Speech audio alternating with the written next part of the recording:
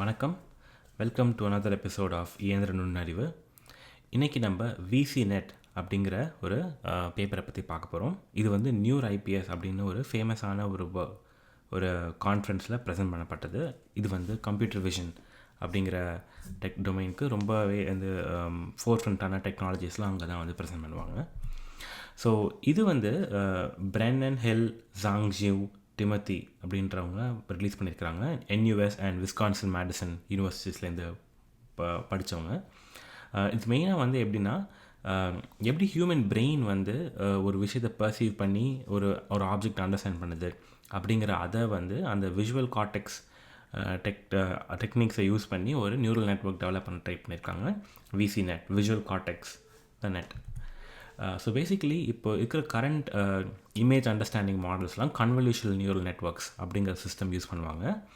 அதில் என்ன பிரச்சனைனா இது நிறைய டேட்டா தேவை. It's very data inefficient. நிறைய டேட்டா அதுக்கு கொடுத்து ட்ரெயின் பண்ணால் தான் அது ஒர்க் ஆகும். ஸோ உங்களுக்கு large amount of data train பண்ணணும், அக்வயர் பண்ணணும், லேபிள் பண்ணணும், which is very hard to two.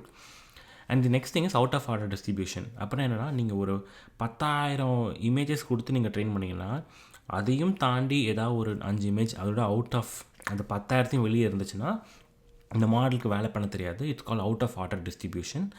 அப்போ வந்து அது ரேண்டமான தப்பான ஆன்சர்ஸ் கொடுக்க வாய்ப்பு இருக்குது. ஸோ ஃபார் எக்ஸாம்பிள் இப்போ வந்து இது ரொம்ப காமனாக பார்க்கக்கூடியது என்னென்னா, இப்போ ஒரு ஸ்டாப் சைன் இருக்குதுன்னு வச்சுக்கோங்களேன் ரோட்டில். அது ரெட் கலரில் இருக்குது, அது வந்து ஒர்க் ஆகுது. இந்த மாடலுக்கு நல்லா தெரியும் எப்படி ஒர்க் ஆகுது. அந்த இமேஜை பார்த்துச்சுன்னா அது ஸ்டாப் சைன் தெரியும். ஆனால் இப்போ அதிலே ஒரு குட்டி எல்லோ டாட் எங்கேயாவது ஓட்டுறீங்கன்னு வச்சுக்கோங்களேன். அந்த எல்லோ டாட் ஒட்டுநட் ஸ்டாப் சைன்னா இது வரைக்கும் அது பார்த்ததே இல்லைனா அது பார்த்துட்டு அது டர்க்கி இல்லை ஒரு கேட் அப்படின்னு தப்பாக நினச்சிக்க வாய்ப்பு இருக்குது. இதுதான் வந்து out of order distribution errors அப்படின்னு சொல்லுவாங்க. அடுத்தது வந்து அட்வர்சரியல். இதுதான் வந்து இந்த மாதிரி இந்த ஒரு ப்ராப்ளமை யூஸ் பண்ணி நிறையா பேர் வந்து அந்த மாடலை அட்டாக் பண்ணுறதுக்கும் வாய்ப்பு இருக்குது. இதெல்லாம் வந்து மாடல் ரோபஸ்ட்டாக லேர்ன் பண்ணிக்க மாட்டேங்குது.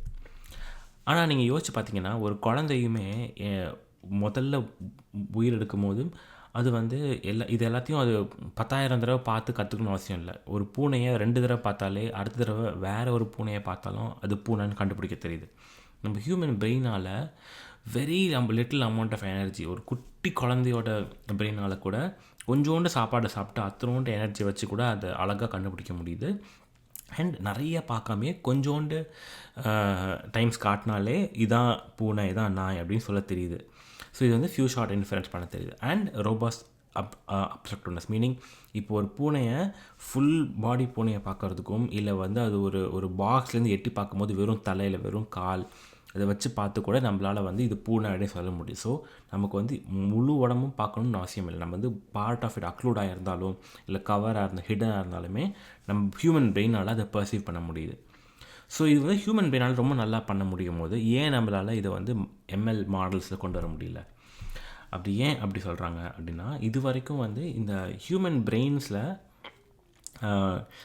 நம்ம எப்படி CNNஸில் வந்து நம்ம வந்து ஒரு ஃபீட் ஃபார்வர்ட் நெட்வொர்க்காக கன்வல்யூஷன் நெட்வொர்க்ஸை நம்ம வந்து லேர்ன் பண்ணி ஒரு 2D இமேஜஸில் லேர்ன் பண்ணுறோம்.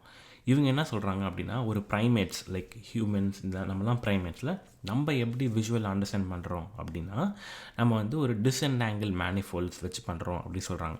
விச் இஸ் மீனிங் நம்ம ஒரு விஷயத்தை பார்க்குறோன்னா அதை வந்து நம்ம மல்டிபிள் பார்ட்ஸாக பிரித்து நம்ம புரிஞ்சுக்கிட்டு அதை வச்சு தான் நம்ம ஒரு விஷயத்தை புரிஞ்சுக்கிறோம் அப்படிங்கிற ஒரு கோர் கான்செப்ட் சொல்கிறாங்க. அது வந்து ஒரு இதனால் நம்ம வந்து ப்ரெடிக்ட் பண்ணி இந்த ஆப்ஜெக்ட் இப்படி தான் இருக்கும்னு யூகிச்சு அதை நம்ம பார்க்குறோம். இது நம்ம மூளை வந்து இது நம்மளுக்கே அறியாமல் வெரி ஃபாஸ்ட்டாக பண்ணுது அப்படின்றது தான் நம்ம மூளை பண்ணுதுன்னு நம்ம கண்டுபிடிச்சி அதை வந்து ஒரு நியூரல் நெட்வொர்க்கில் இன்கார்பரேட் பண்ணியிருக்காங்க ஆஸ் VCNet. இதை பற்றி நம்ம இன்னும் ஒரு லெவல் டீட்டெயிலில் பார்ப்போம். ஸோ பேசிக்கலி என்னென்னா, நம்ம ஹியூமன் பிரெயின் இப்போ ஒரு ஹையர் டைமென்ஷனல் இன்புட் இருக்குன்னு வச்சுக்கோங்களேன். இப்போ நீங்கள் வந்து ஒரு ஆப்ஜெக்ட் ஒரு நாயை பார்க்குறீங்க அப்படின்னா உங்கள் கண் வந்து அந்த ஹை டைமென்ஷனல்ஸில் அவ்வளோ நிறைய நியூரான்ஸ் வந்து அந்த லைட்டை அப்சார்ப் பண்ணுதில்ல. ஸோ அது எல்லாத்தையும் அப்சார்ப் பண்ணி நம்ம பிரெயின் வந்து ஜஸ்ட்டு அது ஒரு 2D இமேஜாக ஒரு ஃபோட்டோவை மட்டும் பார்க்கல இந்த நாயை. அது என்ன பண்ணுதுன்னா அது வந்து அதோட ஜாமெட்ரி என்னது, அது அது அது உலகத்தில் எங்கே நிற்கிது, எப்படிலாம் அது மூவ் பண்ணும், இது எல்லாத்தையுமே நம்ம ஒரு ஹையர் டைமென்ஷனல் ஸ்ட்ரக்சராக நம்ம வந்து நம்ம மைண்டில் நம்ம வந்து ஒரு ரெப்ரசன்டேஷன் ஃபார்ம் பண்ணிக்கிட்டே இருக்கோம். அந்த ரெப்ரசன்டேஷன் தான் ஒரு neural lower dimensional neural manifold அப்படின்னு சொல்கிறாங்க. இந்த மாதிரி ஃபார்ம் பண்ணுறதை வச்சுட்டு நம்ம வந்து இந்த ரெண்டாக பிரிக்கும் போது நம்ம ரெண்டாக பிரித்து நம்ம ஃபார்மேஷன் நம்ம அண்டர்ஸ்டாண்டிங் ஃபார்ம் பண்ணும்போது அதை கன்வெர்ஜ் பண்ணி தான் நம்ம வந்து ஒரு டிசிஷன் எடுக்கிறோம். இது இந்த நாய் குலைக்கும் அப்படின்னு சொல்லிட்டு. இதே தான் இவங்க வந்து இந்த VCNet சிஸ்டத்துலேயும் உருவாக்கியிருக்காங்க. இவங்க என்ன பண்ணுறாங்கன்னா ஒரு இன்புட் எடுக்கிறாங்க, ஒரு இமேஜ் இன்புட் எடுக்கிறாங்கன்னா அதை ரெண்டாக பிரிக்கிறாங்க. ஒரு dorsal stream and ventral stream. ஒன்று வந்து இதன் ஒரு பார்ட் வந்து இந்த வாட் பார்ட்டை கண்டுபிடிக்குது. மீனிங் இது என்ன ஆப்ஜெக்ட், இது வந்து என்னவா இருக்குது, இது பார்க்க எப்படி இருக்குது, இது நாய் மாதிரி இருக்குது, பூனை மாதிரி இருக்குது அப்படிங்கிறது. அடுத்தது which is the more important thing is the where part. அது என்னென்னா இதோட ஸ்பேஷியல் கேரக்டரிஸ்டிக்ஸ். இது ரியல் வேர்ல்டில் எப்படி இருக்கும், எந்த பொசிஷன்ஸில் இருக்கும், இது எப்படி ட்ராக் பண்ண முடியும், இது என்னென்ன மாதிரி பொசிஷன்ஸ் ரொட்டேஷன்ஸில் இருக்கக்கூடும் அப்படிங்கிற அந்த பாசிபிலிட்டிஸ் எல்லாத்தையுமே ஒரு பொசிஷன் அண்ட் போஸ்ட் மேனிஃபோல்டாக நம்ம பிரெயினில் உருவாக்கியிருக்கோம். ஸோ இதுதான் ரொம்ப இன்ட்ரெஸ்டிங் பார்ட். நம்ம வந்து ரெண்டு விஷயத்தையுமே நம்ம பிரித்து நம்ம உணர்கிறோம், நம்ம புரிஞ்சுக்கிறோம் ஒரு ஆப்ஜெக்டை பற்றி. அண்ட் என்ன பண்ணுது, இதை வந்து நம்ம ஒரு தடவை நம்ம பொறிச்சதை பார்க்கும்போது